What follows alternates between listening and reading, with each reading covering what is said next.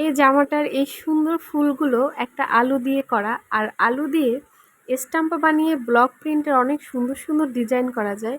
প্রথমেই এখানে আলু মনের মতো একটা ডিজাইন কেটে নিতে হবে, একটা সুন্দর একটা শেপে কেটে নিতে হবে।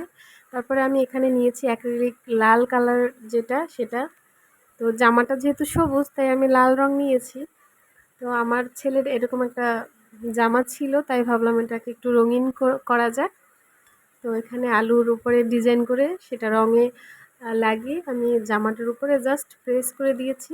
তো খুবই সহজেই একটা সুন্দর ডিজাইন হয়ে গেল, এবং এটা খুবই তাড়াতাড়ি করা যায় আর অনেক সুন্দর হয়। বাসায় ট্রাই করতে পারেন, এটা খুবই, যে কিছুই পারে না সেও পারবে, অনেক সহজে করা যায় আর কি।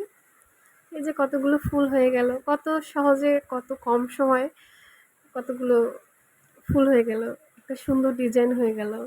বাসায় ট্রাই করা যেতে পারে।